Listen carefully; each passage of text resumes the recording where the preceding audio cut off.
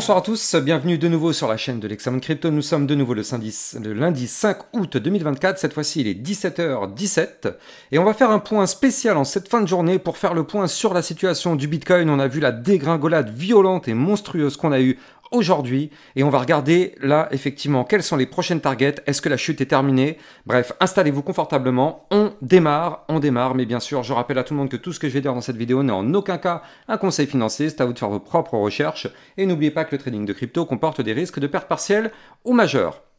Alors, si on démarre, effectivement, il faut absolument regarder du côté de la map de liquidité. Alors effectivement, on voit que là, ça y est, on est venu chasser toutes les liquidités. Regardez qu'on avait entre les 58 000, voire même les 60 000 dollars et la zone des 48 000 dollars, 48, 49. Vous le voyez, tout ça, on a été chercher toutes ces liquidités. Souvenez-vous, on avait des énormes pics à venir chercher et on a été les chercher. Donc là, c'est en train d'être racheté actuellement. On va regarder tout ça en détail. Regardez. On se met sur le Bitcoin et donc oui, bien sûr, le Bitcoin a chuté d'une façon hyper violente aujourd'hui. Vous le voyez, on a eu tout de même aujourd'hui un moins combien? Un moins 15,85% sur le Bitcoin.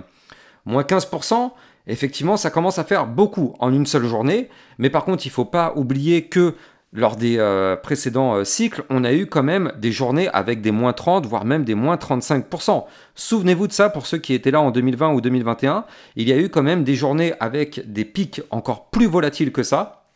Donc là, effectivement, pour tous les nouveaux, ça peut faire très très peur. Pour ceux qui sont là quand même depuis un peu plus longtemps, effectivement, ça fait mal, mais on est tout de même habitué. On est dans la crypto-monnaie, on sait que c'est hyper volatile. Néanmoins, ce qu'on est en train de voir actuellement, c'est que cette mèche, comme vous le voyez, on a été chercher les 49 000 dollars. Je ne sais pas si vous vous rendez compte. 49 000 dollars. Il y a encore quelques jours, regardez ça, la semaine dernière, on était encore à 70 000 dollars. Il faut tout de même noter que depuis la semaine dernière, donc là, en l'espace de même pas une dizaine de jours, regardez ça en réalité, on a chuté sur le Bitcoin de 29,94%. Moins 30% sur le Bitcoin en l'espace de 2 semaines, voire enfin un peu moins, une dizaine de jours, moins 30%. C'est extrêmement violent. On a été chasser tous les longs qui ont été placés ces derniers temps. Donc là, effectivement, ça fait vraiment très très mal. Maintenant, ce qu'il faut bien évidemment noter, c'est que la zone de recharge que je vous avais donnée ce matin, la zone de recharge entre le 0,618 Fibonacci et le 0,786, vous l'avez, hein, elle est ici, c'est ma boîte violette qui est ici. Tac, ça c'était la zone de recharge et qu'est-ce qu'on voit? Eh bien on voit tout simplement qu'elle a fait son taf. On voit qu'on est venu chercher les liquidités justement dans cette zone de recharge et qu'on a trouvé un rebond parfait pour le moment grâce à cette zone-là. Ça se voit parfaitement ici, vous le voyez, la mèche, elle a été chercher cette zone. Et là, c'est même complètement racheté. Donc là, toutes les recharges, ou du moins une grande partie des recharges, ont été prises. Et qu'est-ce qui se passe? On voit que là, on est en train actuellement de sauvegarder. Alors, bien évidemment, la semaine ne fait que commencer, on est lundi. Hein, mais en tout cas, pour l'instant, la moyenne mobile 50 périodes hebdomadaires est en train de tenir. Donc ça, c'est plutôt bon signe pour l'instant. Et le niveau 0,618 Fibonacci qui se trouve à 52 920, pour l'instant, lui aussi est en train de tenir. On le sait, c'est une zone de support incroyablement forte. Et pour l'instant, ça tient, donc tant mieux. Tant mieux, maintenant, il ne faut pas crier victoire. On est en vue hebdomadaire, donc vous l'avez compris, seule la clôture hebdomadaire sera déterminante pour savoir si oui ou non on réintègre ou pas, si oui ou non on va chercher des niveaux plus bas. Là, pour l'instant, encore une fois, la semaine ne fait que commencer. Maintenant, ce qu'il faut bien sûr contrôler, ça va être ça.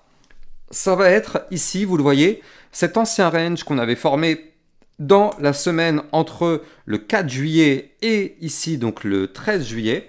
Eh bien, on avait formé ici une zone de consolidation qui avait déclenché derrière un magnifique mouvement haussier. Et donc là, vous le voyez, on est venu réintégrer cette zone-là ici, donc hier. Et malheureusement, on est en train aujourd'hui de tenter la cassure. Alors, ce qui serait parfait, c'est qu'à minima, aujourd'hui, on protège ce niveau clé. C'est-à-dire qu'on a un support qui se trouve ici, en bas de range, et donc ce support se trouve à 55 906 dollars. Ce serait parfait qu'on arrive à sauvegarder la journée au-dessus. Ça voudrait dire qu'effectivement, ce niveau clé a parfaitement tenu et effectivement, c'est une zone de support. Donc pour l'instant, tant mieux. Mais là, attention, la journée n'est pas terminée, elle se termine à 2 h du matin, je le rappelle. Mais là, pour l'instant, on est en train de breaker, mais il reste encore du temps, donc on va voir si on arrive à sauvegarder. Maintenant, les prochains niveaux à surveiller. Il faut tout de même noter que si jamais la chute n'est pas terminée, et effectivement là, il faut bien noter que rien ne nous indique que la chute est terminée. Au contraire, tant qu'on ne protège pas les niveaux clés justement que je vous ai donnés, rien n'indique que la chute est terminée. C'est racheté, oui, mais rien n'indique que la chute est terminée. Donc là, ce qu'il faut bien sûr noter, ce sont les prochains niveaux de support. Donc on a un support à 53 622. On en a un autre à 52 691.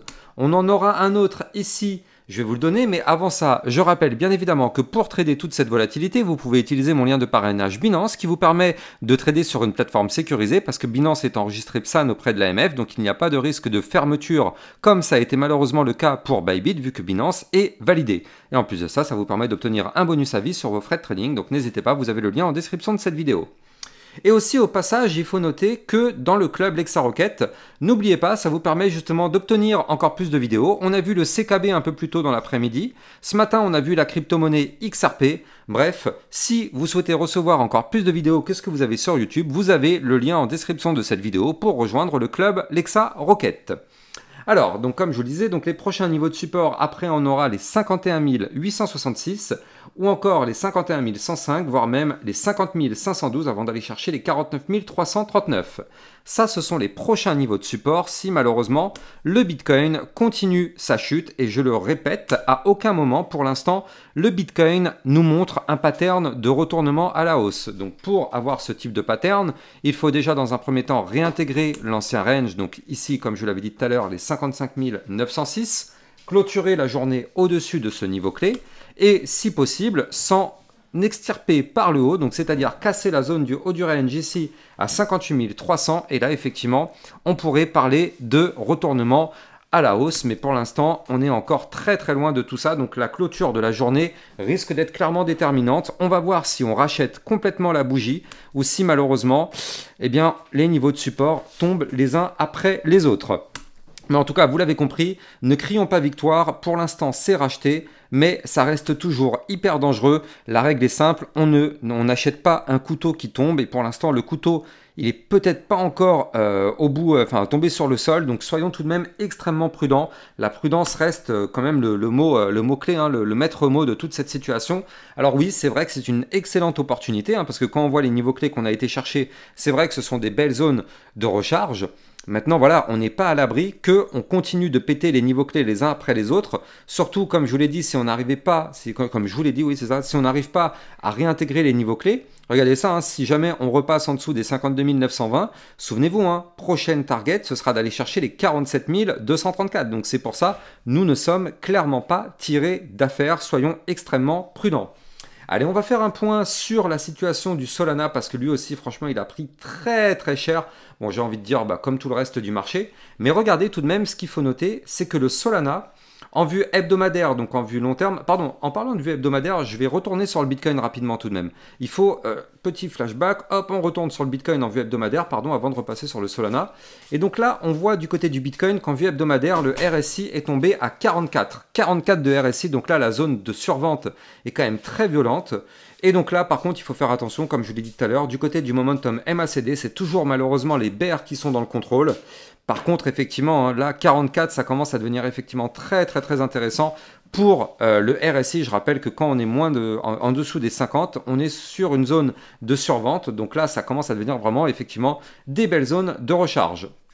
Allez, comme je vous le disais, donc on va regarder notre Solana, effectivement. Et on va voir ce qui se passe dessus. Et donc justement, souvenez-vous, il avait formé un gigantesque biseau descendant. Vous le voyez ici en vue hebdomadaire. Biseau descendant qui avait été breaké par le haut donc dans la semaine du 15 juillet. Derrière, on a formé le pullback. Regardez ça, hein, on a pump. On a été rejeté ici par la résistance des 191 $. Ici, tac. Gros rejet, puis derrière, bon bien sûr, c'est lié aussi au Bitcoin, hein. Le Bitcoin a commencé à chuter dès la semaine dernière, donc forcément ça n'aide pas le Solana. Et derrière, on a malheureusement réintégré le biseau Or, vous le savez, à partir du moment où on réintègre un pattern par le haut, le but est d'aller chercher le bas du pattern, et regardez ça, on a été chercher effectivement le bas du pattern, et on a même été plus bas, parce qu'en fait, sur cette mèche, on est tout de même venu chercher la zone des 109 $ du côté du Solana, donc ça fait quand même très très mal en termes de retracement. Maintenant, ce qu'il faut voir, c'est que le support des 112 a tenu, le support des 118 a tenu, le support du bas du biseau à 123 $, il a tenu. Et pour l'instant, le support qui est en train de tenir, c'est celui-ci qui se trouve à 128,17 est en train de tenir. Donc pour l'instant, du côté du Solana, ça a clairement été racheté. Et regardez ça, en vue jour, on voit que là, malheureusement, on a réintégré un ancien range. Vous la voyez ici, cette boîte violette. Ça a été réintégré il y a 3-4 jours ici. Ça, c'était malheureusement un signal de vente. À partir du moment où ça a été réintégré par le haut, le but était d'aller chercher le bas. Mais ce qui est très intéressant, c'est que le Solana, il tient par rapport à une trendline baissière qui est ici, vous le voyez ce trait bleu. Pour l'instant, on est parfaitement au-dessus, c'est une zone de support, donc il faut absolument ne pas perdre les 130 $. Et je rappelle aussi, le bas du range ici va être déterminant. La zone des 126 $, elle aussi, donc grosse zone de support à ne surtout pas perdre. Donc là, pour l'instant, c'est racheté, mais encore une fois, il faut voir les clôtures. On est en vue jour actuellement, donc ces niveaux clés doivent être absolument maintenus. Bon, on fera un point bien évidemment comme d'habitude tous les matins à 8 h, donc je vous donne rendez-vous demain matin à 8 h pour ma prochaine vidéo. En attendant, n'oubliez pas de vous abonner à la chaîne YouTube si ce n'est pas déjà le cas, likez, commentez, partagez au maximum pour m'aider dans le référencement et moi je vous souhaite une bonne journée, bonne soirée pardon. À demain matin, ciao ciao.